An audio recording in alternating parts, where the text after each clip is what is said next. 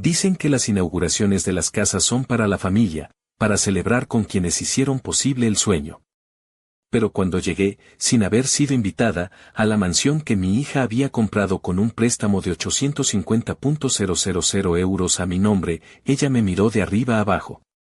Su pregunta, cargada de veneno, resonó en el lujoso vestíbulo, como demonios había llegado hasta allí. Sus invitados, un enjambre de caras sonrientes y copas de champán, se rieron. Ella no los detuvo. Yo sonreí, me hice a un lado y asentí con la cabeza al alguacil que me acompañaba. La música de jazz ni siquiera llegó al primer estribillo antes de que un silencio sepulcral se apoderara de la estancia. Ella pensó que no me presentaría. No tenía ni la más remota idea de que traía conmigo las consecuencias de sus actos. Ahora mismo, mientras escribo esto, ella está en un calabozo. El teléfono había sonado a las 10:42 de la mañana de un martes.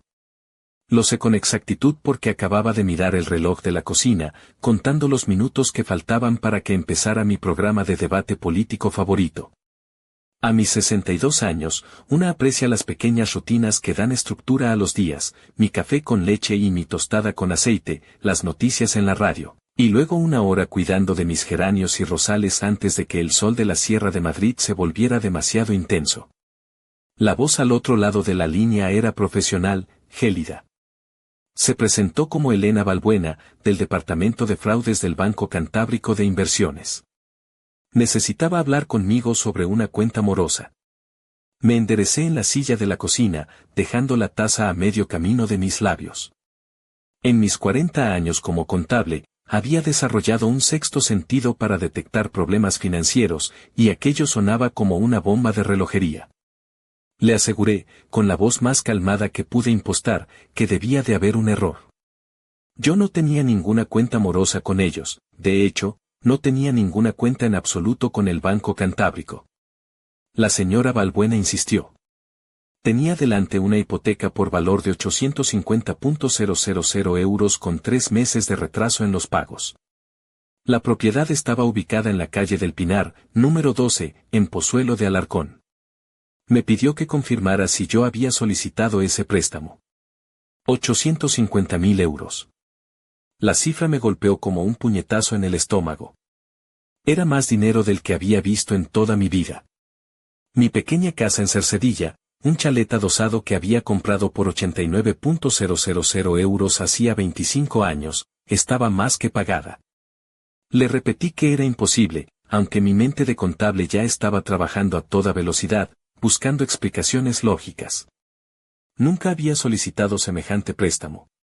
Tenía que ser un caso de suplantación de identidad. Comprendía mi confusión, me dijo, pero tenía allí toda mi información, número de DNI, fecha de nacimiento, mi dirección anterior en Madrid. Me preguntó si podría acercarme a sus oficinas esa misma tarde para revisar los documentos. Después de colgar, me quedé sentada en mi cocina durante un largo rato, mirando las facturas pagadas que tenía ordenadas meticulosamente en mi escritorio. 30 años de jubilación cuidadosamente planeada, viviendo de mi pensión y mis modestos ahorros. Nunca rica, pero siempre responsable. Como me había enseñado mi madre, y como yo había intentado, sin éxito, enseñarle a Celeste. Celeste. Mi hija de 34 años, a la que no había visto en 8 meses. Nuestra última conversación había terminado con ella gritándome que era una egoísta por no compartir mi riqueza cuando ella necesitaba ayuda para la entrada de una casa. Le había explicado pacientemente que no tenía ninguna riqueza que compartir, solo lo suficiente para mantenerme hasta el final de mis días. No había sido una explicación suficiente para ella. A la 1 en punto estaba sentada frente al escritorio de caoba de Elena Balbuena, revisando una carpeta que contenía mi supuesta vida financiera alternativa. Mi firma aparecía en documentos que nunca había visto, declarando ingresos que nunca había tenido. Según aquellos papeles, era la dueña de una próspera consultoría contable que generaba 200.000 euros anuales. Una pequeña broma del destino que me habría hecho gracia en otras circunstancias. Me preguntó si reconocía la firma, señalando la línea de puntos en la solicitud de la hipoteca. Me puse las gafas de leer y estudié la caligrafía con detenimiento.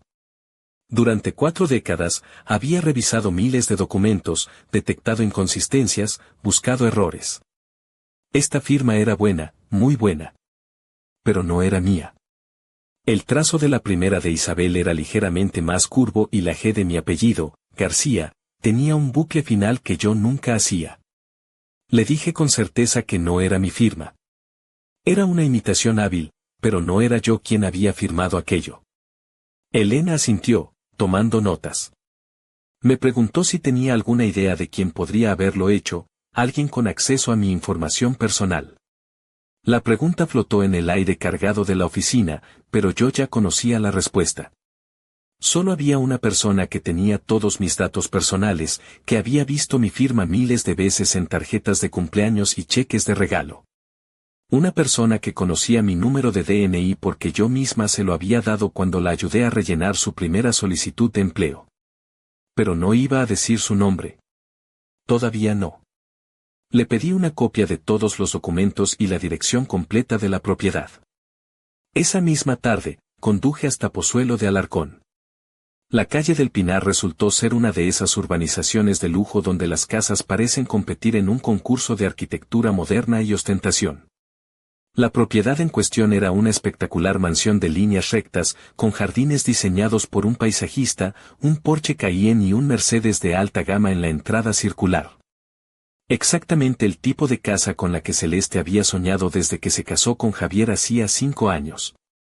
Me quedé en mi modesto Seat Ibiza al otro lado de la calle, observando.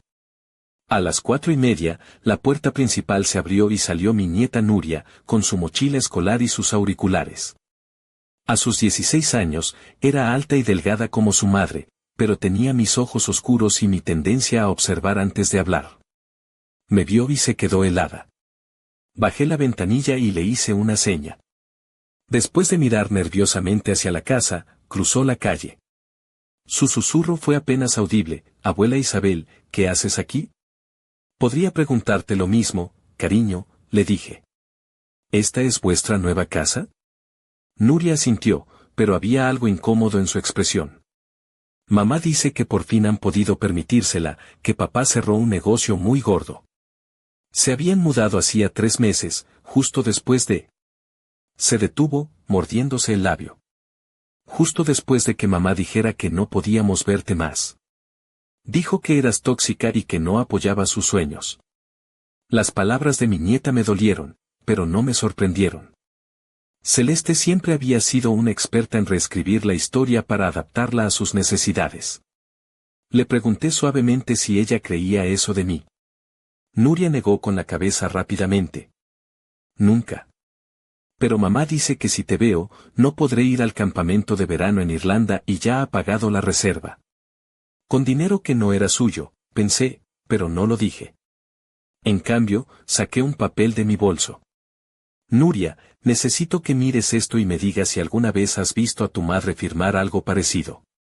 Era una copia de la solicitud de hipoteca. Nuria estudió la firma con la misma concentración que yo, un rasgo que había heredado de su abuelo. Era lista, esta niña. Siempre había sido la más perceptiva de la familia. Al final dijo que se parecía a cómo firmaba mamá cuando tenía prisa, pero que yo nunca firmaba así. Mi firma, según ella, era más cuidadosa. Lista de verdad. Le devolví el papel. «Nuria, quiero que sepas que, pase lo que pase en las próximas semanas, te quiero, y que nada de lo que va a ocurrir es culpa tuya. ¿Entiendes?» Sus ojos se llenaron de lágrimas. Me preguntó si iba a pasar algo malo. Le respondí que iba a pasar algo verdadero. A veces la verdad se siente mal al principio, pero siempre es mejor que la mentira. Esa noche llamé a Rosa Benítez, mi mejor amiga desde hacía 20 años. Rosa había sido mi salvavidas emocional desde la muerte de mi marido y la única persona en quien confiaba ciegamente. Su voz, siempre enérgica, sonó preocupada al instante. «Isabel, cariño, tienes una voz terrible, ¿qué ha pasado?» Le conté todo mientras ella, en su impecable cocina del barrio de Salamanca, preparaba un té de rooibos con un chorrito de coñac, su remedio para las crisis existenciales. Rosa tenía su propia gestoría, así que entendía tanto los engranajes legales como las turbulencias emocionales de lo que me había sucedido. Escuchó en silencio, su rostro normalmente jovial endureciéndose con cada detalle que le daba. Cuando terminé, dejó su taza con un golpe seco sobre la encimera de mármol. Esa niña siempre fue una manipuladora, dijo sin rodeos. Desde que era pequeña, siempre encontraba la manera de salirse con la suya, sin importarle a quién se llevara por delante. Recuerdo cuando le regalaste aquel Corsa por su graduación y a la semana lo estrelló. Dijo que le habían fallado los frenos, pero todos sabíamos que iba mandando mensajes mientras conducía. Y tú, como siempre, la protegiste. Las palabras de Rosa eran duras, pero ciertas. Le respondí que era mi hija. Y tú eres su madre, no su banco personal, replicó, mirándome fijamente con sus ojos inteligentes, realzados por un maquillaje discreto pero perfecto. Llevaba una blusa de seda color marfil y unos pantalones de pinzas que gritaban elegancia sin esfuerzo. Hasta en los peores momentos, Rosa era la viva imagen de la compostura. Me preguntó qué iba a hacer. Me quedé en silencio, removiendo mi té, el calor de la taza reconfortando mis manos heladas. Durante toda mi vida había evitado los conflictos. Había cedido para mantener la paz. Cuando Celeste era una adolescente y me gritaba, yo me calmaba y buscaba compromisos. Cuando llegó a casa a los 25, pidiendo dinero para la entrada de un piso que no podía permitirse, yo liquidé parte de mis ahorros. Cuando se casó con Javier y quiso una boda de 30.000 euros en una finca de Segovia, yo volví a hipotecar mi casa. Pero esto era diferente. Esto no era pedirme dinero, era robar mi identidad. Era ponerme en riesgo de perder todo por lo que había trabajado. Era apostar mi futuro sin siquiera preguntarme. Voy a hacer lo que debería haber hecho hace años, dije, y mi voz sonó más firme de lo que me sentía. Finalmente, voy a tratarla como trataría a cualquier extraño que hubiera robado mi identidad. Rosa sonrió por primera vez desde que había llegado. Ahí está mi amiga, la contable implacable que no dejaba pasar ni un céntimo sin justificar. Me preguntó por dónde empezábamos. Durante las siguientes 3 horas, trazamos un plan. Rosa, con su agenda de contactos que parecía sacada de una película de espías, tenía acceso a los mejores profesionales del sector legal en Madrid. Yo tenía mis habilidades de contable y, más importante, mi instinto para la documentación meticulosa. Si Celeste quería jugar con los números, había elegido a la persona equivocada. Esa noche, sola en mi pequeña casa de Cercedilla, con el aire fresco de la sierra entrando por la ventana, me senté en mi escritorio. Abrí una nueva carpeta, de esas de cartón con gomas. En la portada, escribí con mi caligrafía más pulcra, Investigación Fraude C. García Wilson. Luego, comencé la primera página de lo que se convertiría en el caso más importante de mi vida. No se trataba de venganza. Se trataba de algo más fundamental, reclamar mi nombre, mi crédito, mi futuro. Se trataba de enseñarle a mi hija que las acciones tienen consecuencias, algo que claramente no había aprendido en sus 34 años. Pero, sobre todo, se trataba de Nuria. De asegurarme de que ella viera que las mujeres de nuestra familia no tenían por qué ser víctimas. Que podíamos ser fuertes sin ser crueles, decididas sin ser destructivas. Mientras escribía, escuché el suave tic-tac del reloj de cuco de la cocina, el mismo sonido que había marcado mis mañanas durante años. Pero algo había cambiado. Ya no era solo Isabel García, la jubilada tranquila que vivía de su pensión. Ahora era Isabel García, la mujer que había sido subestimada durante demasiado tiempo. Y mañana, comenzaría a demostrar de que estaba hecha realmente. El sonido del reloj siguió marcando los segundos mientras terminaba la primera página de mi documentación. Eran las 11:30 de la noche, pero el sueño parecía una quimera. Cada vez que cerraba los ojos, veía la firma falsificada, la mansión en Pozuelo, la expresión incómoda de Nuria. Pero más que nada, veía años de pequeñas manipulaciones que había ignorado, excusado o simplemente tolerado por amor maternal. Ya no a las 7 en punto de la mañana siguiente, llamé a Rosa. «Buenos días, vengadora anónima», dijo con una risa en su voz. ¿Dormiste algo? 3 horas, pero tengo una lista de tareas, le respondí. ¿Conoces a algún investigador de fraudes bueno? Mejor que eso, conozco a Andrés Molina.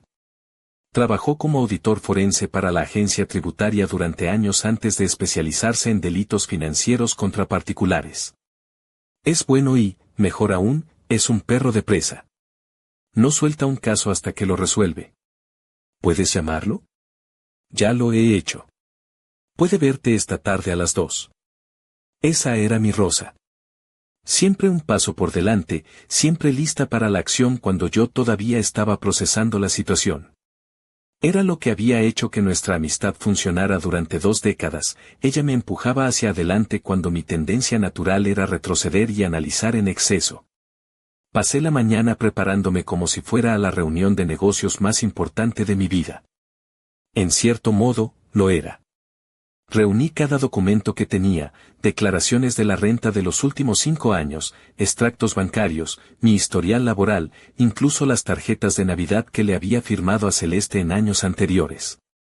Si Andrés Molina iba a ayudarme, necesitaría ver la clara diferencia entre mi vida financiera real y la ficción que habían creado. La oficina de Andrés estaba en un edificio modesto en la calle Princesa, entre un consultorio dental y una tienda de compro oro. No era lo que había esperado para un investigador de su calibre, pero Rosa había insistido en que no me dejara engañar por las apariencias. Andrés Molina resultó ser un hombre de unos 45 años, con el pelo canoso prematuramente y unos ojos que parecían ver directamente a través de las excusas.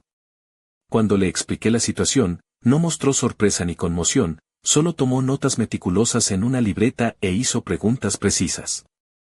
Me preguntó si mi hija había tenido acceso físico a documentos con mi firma. Durante años, le respondí. La ayudé con solicitudes de trabajo, contratos de alquiler, los papeles del colegio cuando Nuria era pequeña. Siempre firmaba documentos cuando ella me los pedía. Y su información personal, el DNI, la fecha de nacimiento. Se los di cuando necesitaba ponerme como referencia. Nunca pensé. Mi voz se desvaneció. Por supuesto que nunca había pensado que mi propia hija usaría esa información en mi contra. Andrés abrió la carpeta que había traído del banco. Mire estos documentos de nuevo, señora García. Pero esta vez, no se concentre en la firma. Mire las fechas. Estudié los papeles. La solicitud de préstamo estaba fechada el 15 de marzo. Según los documentos, yo había ido en persona a la oficina del Banco Cantábrico en el Paseo de la Castellana ese día para firmar todos los papeles. El 15 de marzo, murmuré. Y entonces lo recordé. El 15 de marzo fue el recital de primavera de Nuria. Estuve allí toda la tarde. Le pregunté si podía probarlo. Tengo fotos y el programa del recital, le dije, y rebusqué en mi bolso hasta encontrar mi pequeña agenda. Aquí está, recital Nuria, 18 horas, Auditorio Colegio San Patricio. Andrés sonrió por primera vez desde que había llegado. Esa es su coartada, señora García. El colegio está en La Moraleja, y la oficina del banco en el centro. A esa hora, con el tráfico de Madrid, es físicamente imposible que estuviera en ambos lugares. Me preguntó si era suficiente para revertir el préstamo. Es un buen comienzo, respondió, pero vamos a necesitar más. Necesitamos un análisis caligráfico profesional de la firma falsificada. Necesitamos testimonios de personas que puedan confirmar dónde estaba usted ese día. Y necesitamos documentación de su situación financiera real para demostrar que nunca podría haber calificado para un préstamo de esa magnitud. Durante las siguientes 2 horas, Andrés me explicó el proceso legal. Era complejo, pero no imposible. Lo más importante era que tenía opciones. Podía presentar una demanda por suplantación de identidad, solicitar una orden judicial para congelar la propiedad y trabajar con el banco para revertir la transacción. Hay algo que debe entender, señora García, dijo Andrés mientras guardaba sus papeles en un maletín de cuero desgastado. Una vez que empecemos este proceso, no hay vuelta atrás. Su hija se enfrentará a cargos penales. Su yerno también, si participó en el fraude. ¿Está segura de que quiere seguir adelante? La pregunta me golpeó más fuerte de lo que había esperado. Durante 34 años, había protegido a Celeste de las consecuencias de sus acciones. Cuando la pillaron robando en el Corte Inglés a los 17, yo pagué la multa y supliqué al jefe de seguridad que no presentara denuncia. Cuando la despidieron de su primer trabajo por irregularidades en la caja, yo la ayudé a encontrar otro sin revelar el motivo de su despido. Cuando se divorció de su primer marido y necesitaba dinero para un abogado, yo liquidé mis inversiones. Pero esto era diferente. Esto no era proteger a mi hija, esto era permitir que ella me destruyera. Sí, dije con voz firme. Estoy segura. Esa tarde, Rosa me llevó a ver a Patricia Delgado, una abogada especializada en fraude financiero que había ayudado a varios de sus clientes en el pasado. Patricia era una mujer menuda, de unos 50 años, con una energía arrolladora y una reputación de no aceptar casos a menos que estuviera segura de poder ganarlos. Su despacho, con vistas al Parque del Retiro, era la antítesis del de Andrés, minimalista, moderno y caro. Llevaba un vestido de lino rojo que contrastaba con su melena corta y negra, y unos zapatos de tacón que parecían armas de precisión. Su caso es sólido como una roca, dijo después de revisar todos mis documentos con una rapidez asombrosa. Pero va a ser doloroso. Los medios podrían interesarse, especialmente si la propiedad es tan visible como dice. ¿Está preparada para eso? No, admití, pero estoy preparada para lo que pasará si no hago nada. Patricia sonrió, una sonrisa que era a la vez tranquilizadora y letal. Buena respuesta. Empezaremos con una demanda civil para revertir la transacción. Simultáneamente, solicitaremos una orden judicial para congelar la propiedad y evitar que la vendan o refinancien. ¿Cuándo quiere que empecemos? Ahora mismo, respondí. Durante los siguientes días, me convertí en una máquina de documentación. Llamé a mi antigua empresa para obtener cartas oficiales confirmando mi fecha de jubilación y mi último salario. Contacté a mi banco para obtener 5 años de historial de transacciones. Revisé mis archivos de impuestos y saqué copias de todo lo que pudiera demostrar mi verdadera situación financiera. Rosa me ayudó a organizar una comparación lado a lado de mi firma real con la falsificada. Tomamos muestras de tarjetas de cumpleaños, cheques antiguos, documentos legales. La diferencia era sutil, pero consistente. Quienquiera que hubiera falsificado mi firma había hecho un buen trabajo, pero no perfecto. Como dijo Rosa con sorna, le faltó práctica a la niña. El viernes por la tarde, una semana después de la llamada que lo había cambiado todo, recibí la confirmación de que Patricia había presentado todos los papeles legales. La orden judicial sería emitida el lunes, congelando efectivamente la propiedad en la calle del Pinar. ¿Qué pasa ahora?, le pregunté a Andrés por teléfono. Ahora esperamos. Su hija recibirá una notificación legal en las próximas 48 horas. Probablemente tratará de contactarla. Tenía razón. El sábado por la noche, mientras veía un debate político en la televisión con una taza de manzanilla, mi teléfono sonó. El nombre en la pantalla me hizo temblar las manos, Celeste. Dejé que sonara. Volvió a sonar. Y otra vez. Finalmente, decidí responder. Hola, Celeste. Mamá. ¿Qué demonios está pasando? Acabo de recibir una carta de un abogado diciendo que hay una orden judicial sobre mi casa. ¿Qué tienes que ver tú con esto? Su voz tenía esa calidad aguda y estridente que recordaba de sus berrinches de adolescente. Pero ya no era una adolescente, y yo ya no era la madre que cedía para mantener la paz. Es mi casa, Celeste. Al menos, según el banco. Usaste mi nombre para comprarla. Un silencio largo. Luego, un susurro, no sé de qué hablas. Claro que lo sabes. Y ahora vas a tener que explicárselo a un juez. Mamá, por favor, podemos resolver esto entre nosotras. No necesitamos involucrar a abogados. Ahí estaba. La manipulación que conocía tan bien. La voz suave, casi infantil, que había usado para convencerme de darle dinero para el coche, para la boda, para cualquier cosa que quisiera. No, Celeste. Ya no podemos resolverlo entre nosotras. Lo arruinaste cuando decidiste robar mi identidad. No robé nada. Solo usé tu información. Pensé que no te importaría, nunca usas tu crédito de todos modos. La frialdad de esa declaración me cortó la respiración. No solo había falsificado mi firma, había racionalizado completamente su derecho a hacerlo. ¿Qué no me importaría, Celeste? Pusiste mi futuro financiero en riesgo sin siquiera preguntarme. ¿Qué habría pasado si no pudierais hacer los pagos? ¿Sabías que podrían haberme quitado mi casa? Eso nunca habría pasado. Javier gana buen dinero. Aparentemente, no lo suficiente para calificar para su propio préstamo. Otro silencio. Luego su voz cambió, volviéndose más dura. Siempre fuiste un egoísta. Papá solía decir que eras demasiado tacaña para ser generosa, incluso con tu propia familia. La mención de mi difunto marido me golpeó como una bofetada. David había muerto cuando Celeste tenía 8 años.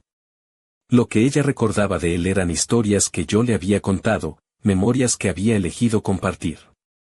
Que ahora las usara como arma contra mí era una crueldad que no había esperado, incluso de ella. Tu padre nunca dijo eso, Celeste, y lo sabes. ¿Cómo sé? Mira, podemos arreglar esto. Podemos poner la casa a mi nombre oficialmente. Tú no la necesitas. Ya no se trata de la casa. Se trata de lo que hiciste para conseguirla. Dios mío, mamá, es solo papeleo. No es como si te hubiera hecho daño físicamente. Y ahí estaba.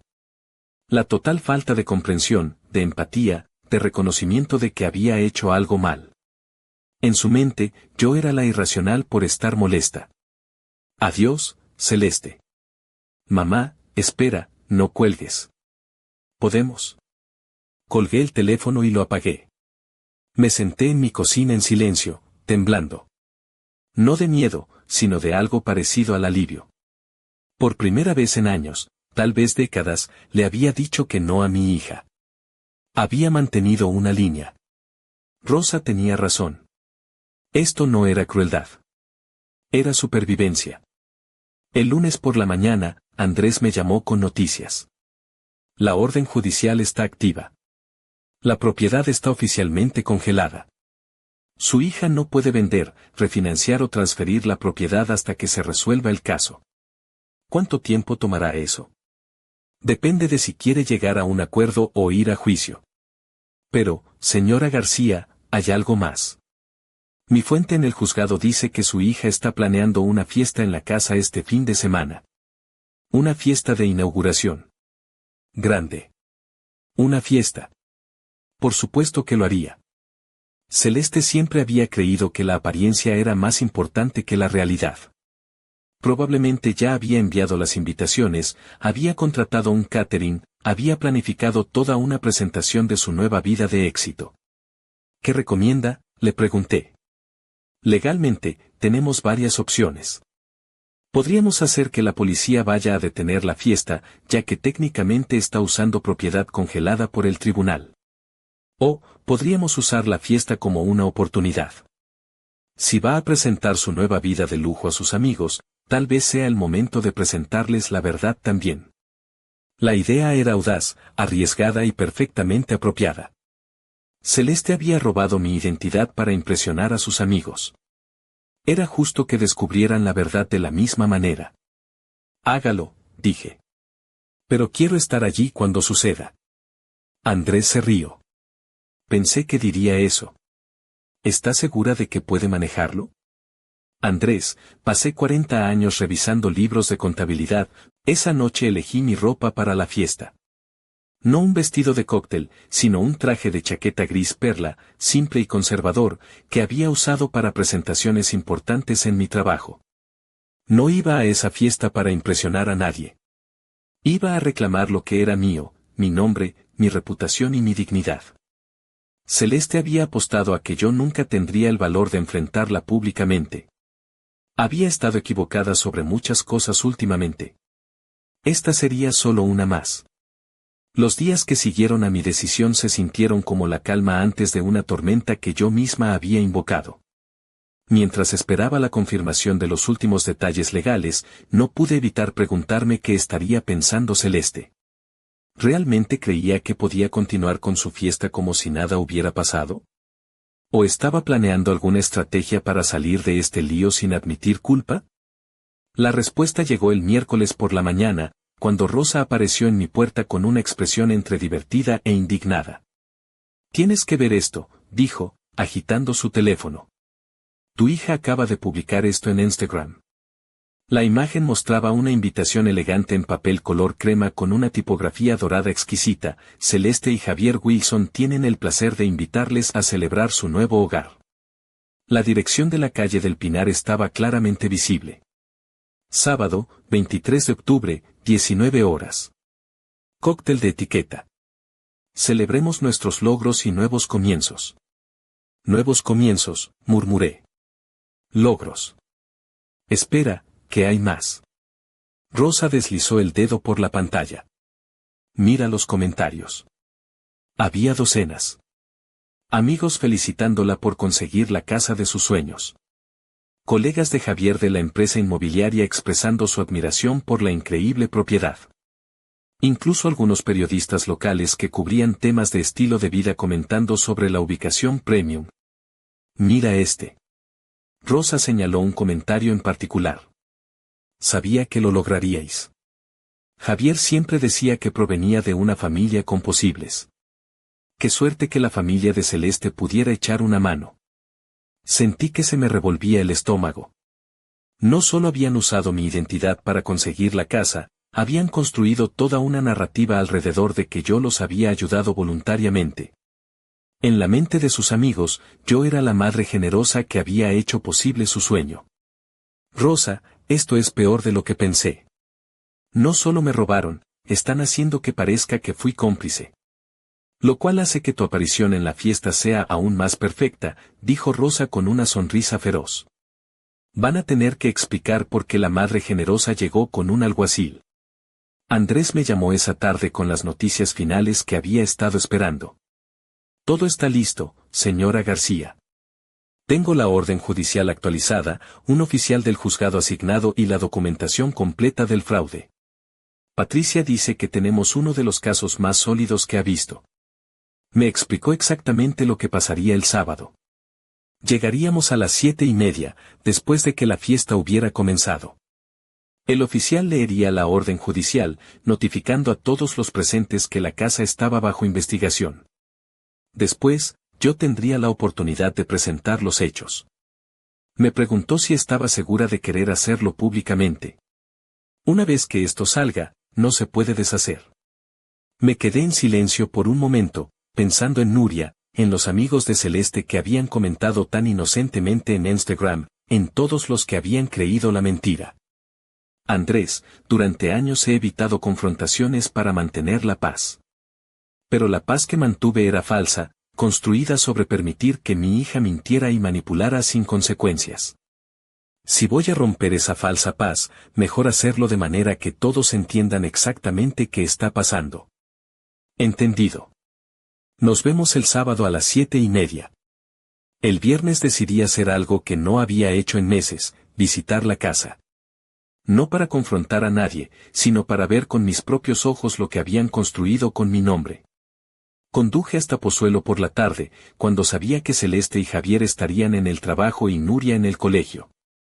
La casa se veía aún más impresionante que la primera vez. Habían agregado decoraciones exteriores, luces profesionales en los jardines, incluso una nueva fuente en la entrada circular.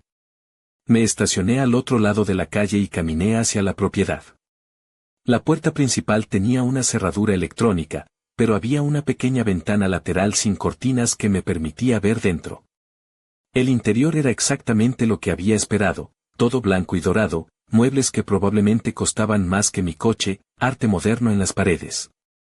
Era hermoso, sin duda, pero también frío. No había fotos familiares visibles, nada personal, nada que sugiriera que una familia realmente vivía allí. ¿Puedo ayudarla? Me di la vuelta, sobresaltada. Un hombre mayor con un mono de jardinero me estaba mirando con curiosidad. Oh, lo siento, dije. Solo estaba admirando la casa. Es muy hermosa. Sí, lo es. Los nuevos dueños gastaron una fortuna renovándola. Buena gente, aunque la señora puede ser un poco exigente. ¿Los conoce bien? He estado cuidando este jardín por 3 años, desde antes de que llegaran. El señor Wilson es educado. La señora, bueno, siempre tiene opiniones sobre cómo deberían verse las cosas. Y su hija, Nuria, esa niña es un tesoro. A menudo me trae un vaso de agua cuando hace calor. Me recuerda a mi propia nieta. Inteligente como un látigo, esa. Sonreí genuinamente por primera vez en días. Nuria había heredado más de mí de lo que Celeste probablemente quería admitir. Disculpe que pregunte, dijo el jardinero, ¿pero es usted familia? Nuria mencionó que tiene una abuela que no ve muy seguido, y usted tiene los mismos ojos. Soy su abuela, admití. Isabel García. Ah. Su cara se iluminó. Nuria habla de usted todo el tiempo. Dice que usted le enseñó a hacer presupuestos y que siempre huele a galletas de vainilla. Las palabras me tocaron el corazón. En medio de toda esta traición y dolor, Nuria seguía recordándome con cariño. ¿Sabe si estará en la fiesta de mañana?, pregunté. Oh, sí, la gran celebración. Nuria no parecía muy emocionada al respecto, para ser honesto. Dijo que preferiría estar con usted haciendo galletas que con todos esos amigos falsos de su madre. Inteligente de verdad, mi nieta. Esa noche, después de cenar, me senté frente a mi espejo del dormitorio, preparando mi apariencia para el día siguiente. No se trataba de vanidad, se trataba de presentación. Cuando apareciera en esa fiesta, quería que todos supieran inmediatamente que no era una invitada. Era la dueña legítima. La mujer que había sido robada. La abuela que había venido a reclamar lo que era suyo. Elegí el traje gris que había planeado, pero agregué el broche de perlas que mi madre me había dado cuando me gradué de la universidad. Era simple pero distinguido, el tipo de joya que sugería respetabilidad y tradición. También llevé mi bolso de cuero negro más formal, el que había usado para reuniones importantes. Dentro del bolso, puse copias de todos los documentos, la orden judicial, el análisis caligráfico, las fotos del recital de Nuria, mis extractos bancarios. Si alguien cuestionaba mi historia, tendría pruebas inmediatas. Rosa vino a casa esa noche para revisar los planes una última vez. ¿Estás nerviosa?, me preguntó mientras bebíamos té en mi cocina. Sorprendentemente, no, dije. Y era verdad. Me siento clara. Como cuando solía encontrar un error grande en los libros de contabilidad y finalmente podía explicar por qué los números no cuadraban. Y después, cuando todo esto termine, ¿qué vas a hacer? Era una buena pregunta. Durante semanas, había estado tan enfocada en detener el fraude que no había pensado mucho en lo que vendría después. No lo sé, admití. Supongo que depende de lo que Celeste decida hacer. Si acepta responsabilidad, si muestra algún remordimiento real, tal vez podamos encontrar una manera de reconstruir algo. Y si no lo hace, entonces habré aprendido algo importante sobre mi hija que debería haber aprendido hace años. Rosa asintió. ¿Sabes qué es lo que más admiro de ti en todo esto, Isabel? No estás haciendo esto por venganza. Lo estás haciendo por respeto propio. Tenía razón. Durante años, había confundido el amor maternal con permitir un comportamiento destructivo. Había pensado que proteger a Celeste de las consecuencias era amarla.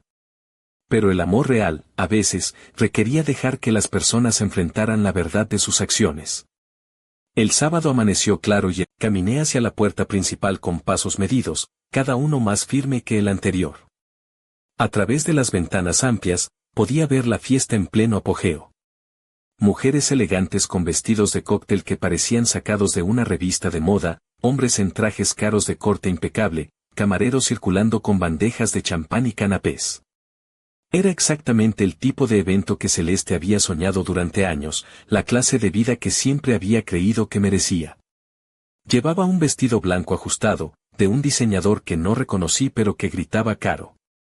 Su pelo, teñido de un rubio platino que no le favorecía, estaba recogido en un moño elaborado. Se movía por la habitación con una gracia estudiada, su risa resonando un poco demasiado alto, asegurándose de que todos los ojos estuvieran puestos en ella. La puerta principal estaba entreabierta, con el sonido de conversaciones animadas y música jazz filtrándose hacia la noche tibia. Me detuve en el umbral por un momento, observando la escena que se desarrollaba en lo que, técnicamente, era mi sala de estar. Celeste estaba en el centro de la habitación, radiante. Tenía una copa de champán en una mano y gesticulaba animadamente con la otra, claramente contando alguna historia que tenía a su audiencia cautivada. Javier, luciendo un traje azul marino que lo hacía parecer el exitoso agente inmobiliario que pretendía ser, estaba a su lado, asintiendo con una sonrisa de suficiencia. Y mi madre siempre decía que la familia tiene que apoyarse mutuamente, estaba diciendo Celeste justo cuando me acerqué lo suficiente para escuchar. Afortunadamente, ella pudo ayudarnos a hacer realidad este sueño. Es increíble tener ese tipo de apoyo generacional, ¿verdad? Varias personas asintieron y murmuraron su acuerdo. Una mujer con un collar de diamantes que probablemente costaba más que mi coche comentó, qué bendición tener una madre tan generosa. Esa fue la gota que derramó el vaso. Toqué el timbre. El sonido cortó a través de la música y las conversaciones. Vi a Celeste volverse hacia la puerta con una expresión de irritación leve, probablemente esperando a algún invitado rezagado. Javier abrió la puerta y su expresión cambió de sorpresa cordial a shock absoluto en cuestión de segundos. Isabel, ¿cómo has llegado hasta aquí? Hola, Javier, dije con voz calmada. Es una fiesta encantadora. Espero que no te importe que me haya invitado a mí misma. Detrás de él, vi el momento exacto en que Celeste me vio. Su cara pasó por una secuencia rápida de emociones, confusión, reconocimiento, pánico y, finalmente, una sonrisa forzada que no alcanzó sus ojos. Mamá, dijo, acercándose rápidamente. ¡Qué sorpresa! No sabía que vendrías. No me invitaste, dije, manteniendo mi voz lo suficientemente alta para que varios invitados cercanos pudieran escuchar. Pero considerando que esta es, técnicamente, mi casa, pensé que debería estar aquí. Un silencio incómodo se extendió por la parte de la habitación que podía escucharnos. Vi cabezas volteándose, conversaciones pausándose. Celeste se dio cuenta también y su sonrisa se volvió más tensa. Mamá, tal vez podríamos hablar en privado. No, creo que aquí es perfecto, dije, entrando completamente en la casa. Después de todo, has estado contándole a todos sobre mi generoso apoyo para esta hermosa propiedad. Pensé que sería bueno aclarar exactamente qué tipo de apoyo di. Fue entonces cuando Javier vio por la ventana lo que yo sabía que estaba llegando, el coche de Andrés y el vehículo oficial del juzgado estacionándose en la entrada. Celeste, susurró urgentemente. Hay policía afuera. Pero ya era demasiado tarde. Andrés apareció en la puerta, vestido con un traje formal pero portando una carpeta oficial. Detrás de él venía un hombre uniformado con una placa que lo identificaba claramente como oficial del juzgado. Disculpen la interrupción, dijo Andrés en voz alta, su voz cortando a través del murmullo creciente de confusión. Soy Andrés Molina, investigador de fraudes financieros. ¿Está presente la señora Celeste García Wilson? La música se detuvo abruptamente. Todas las conversaciones cesaron. Era como si alguien hubiera presionado el botón de pausa en una película. Yo soy Celeste Wilson, dijo mi hija, su voz apenas un susurro. Señora Wilson, tengo aquí una orden judicial emitida por el Tribunal Superior de Justicia de Madrid. Andrés desplegó el documento. Esta propiedad ha sido congelada pendiente de una investigación por fraude hipotecario y suplantación de identidad. El silencio que siguió fue ensordecedor. Luego, como agua rompiendo a través de una presa, llegaron las voces. ¿Fraude? ¿Qué está pasando? ¿Suplantación de identidad? Andrés continuó, su voz profesional cortando a través del caos. Según nuestra investigación, la señora Celeste Wilson falsificó la firma de su madre, Isabel García, para obtener una hipoteca de 850.000 euros para esta propiedad. La señora García nunca autorizó esta transacción y no tenía conocimiento de ella hasta que fue contactada por el banco sobre pagos morosos. Vi a Nuria en una esquina de la habitación, sus ojos grandes y llenos de lágrimas.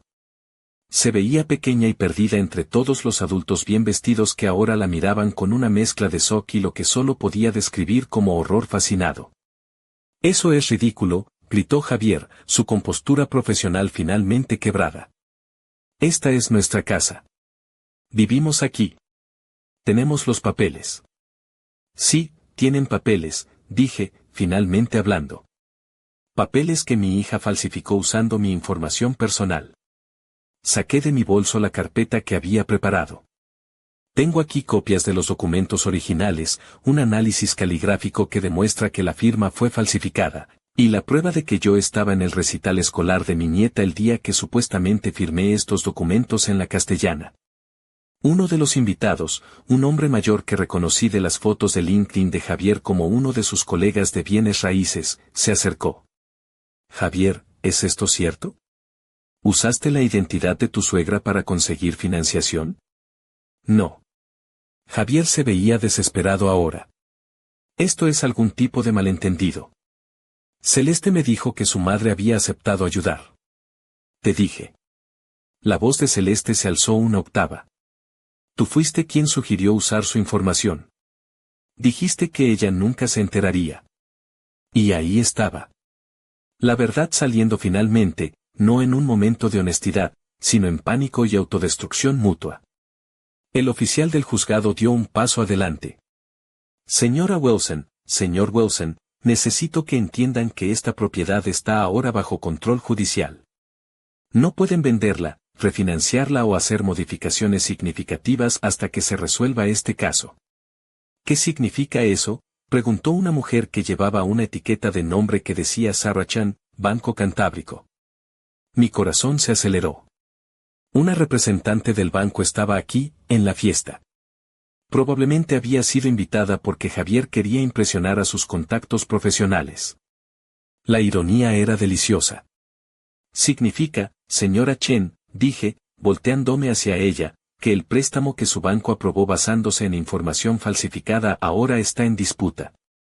Mi hija usó mi identidad sin mi conocimiento o consentimiento». Sarah Chen se veía pálida. «¿Usted es Isabel García? ¿La Isabel García de los documentos de la hipoteca?» «Soy yo.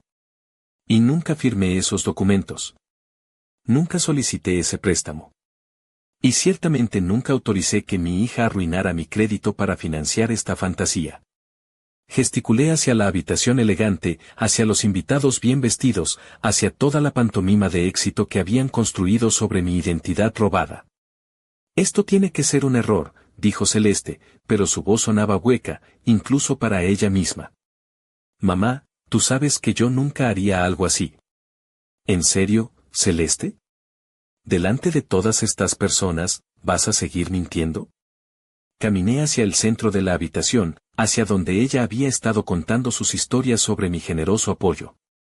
Los invitados se apartaron para hacerme espacio, como si fuera contagiosa, o tal vez como si fuera la única persona honesta en la habitación. Hace una semana, recibí una llamada del banco preguntándome sobre una hipoteca morosa por casi 1 millón de euros. Una hipoteca que nunca solicité, para una casa que nunca había visto, firmada con una versión falsificada de mi firma. Saqué las copias de los documentos de mi bolso. Aquí están las pruebas. El informe pericial caligráfico muestra que mi firma fue falsificada. Aquí están mis extractos bancarios, que demuestran que nunca he tenido los ingresos que se declararon en la solicitud. Y aquí. Saqué la foto de Nuria en su recital. Está la prueba de que yo estaba